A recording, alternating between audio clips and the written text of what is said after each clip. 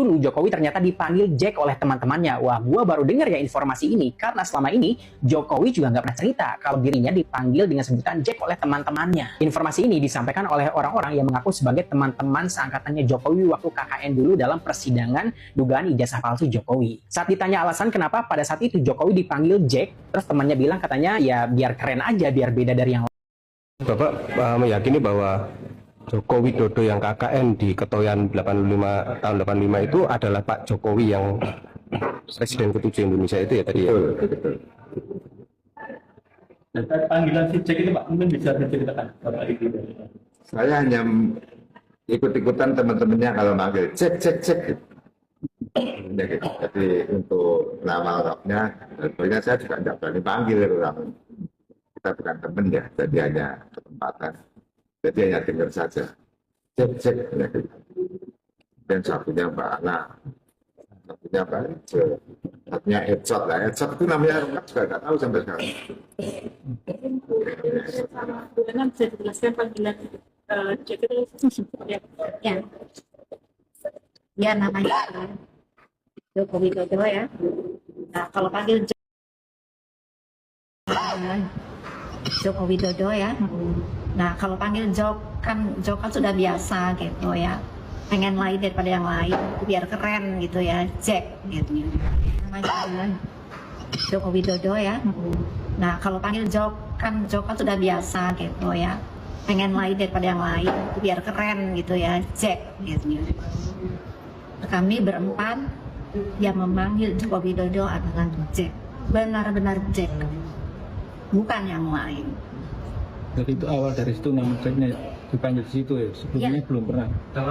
Ya selama KKN kita kan mungkin ada kedekatan ya, jadi kita untuk Mas Eko itu Mas Ecot gitu, oh Jack, nah gitu kita dengan Pak Joko itu Jack. Gitu. Pak Jokowi gimana kalau Pak dipanggil Jack itu responnya? Oh positif. Suka berarti ya? Oh suka. Ibu selama ini kan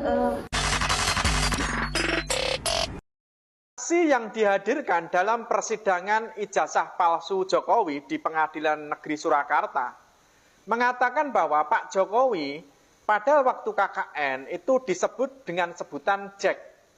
Nah, ini menguatkan bahwa Jokowi ini benar-benar KKN itu di Boyolali.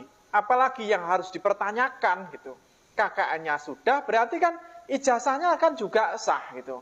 Tetapi ketika ditanya tentang foto di dalam ijazah Jokowi yang memakai kacamata, saksi-saksi tersebut itu mengatakan bahwa dia nggak kenal sama foto orang yang berkacamata yang ada di dalam ijazah Joko Widodo atau ijazah yang dipermasalahkan itu. Nah, ini kan menjadi sesuatu yang tidak sinkron antara teman KKN dengan ketika ditanya apakah kenal dengan foto yang ada di ijazah Jokowi. Dia mengatakan tidak kenal. Yang ia kenal itu adalah Jokowi waktu KKN. Dia tidak berkacamata yang sering disebut dengan Jack tersebut. Kalau menurut pendapat kalian, apakah Pak Jokowi ini juga menjalani KKN di Boyolali? Coba tuliskan di kolom komentar.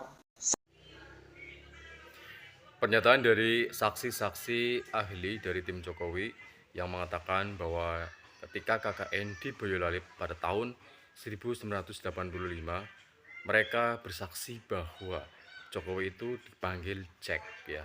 Dan alasan mereka memanggil Jack itu alasannya cukup simpel, yaitu agar keren lah atau bahkan berbeda dengan yang lain.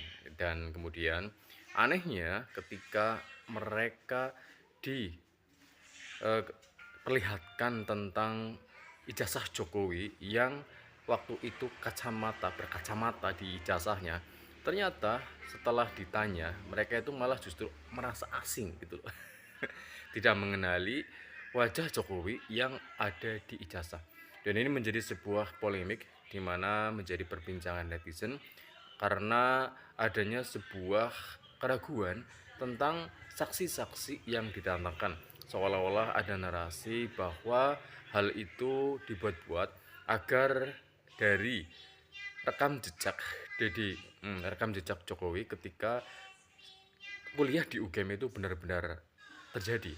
Dan apakah ini menjadi sebuah kebenaran atau mungkin dari fakta-fakta yang bisa memperkuat Rosuryo. Selain didukung oleh netizen Indonesia, masyarakat Indonesia, dan juga mungkin akan ada nilai lebih ketika ada di persidangan, karena saksi-saksi yang dihadirkan oleh tim Jokowi itu sangat lucu sekali ya, bahkan seolah identik dengan Termul atau Ternak Mulyono yang menjadi orang-orang bayaran yang membela dari kepentingan geng Solo dan juga kemudian dari kepentingan-kepentingan kasus yang terkait. Dan semoga saja dari kasus ini kita dapat lebih pintar menilai fakta dan data ya, bukan sekedar dalam arti narasi yang dibuat dengan semata-mata hanya untuk menutupi sebuah fakta dan data yang ada. Dan anehnya dari kasus ini terus berkepanjangan, meskipun cukup simpel, hanya sekedar untuk menunjukkan ijazah asli atau tidaknya gitu ya. Sekian video kali ini ya, mohon maaf sekali jika banyak kekurangan. Sampai jumpa di video selanjutnya.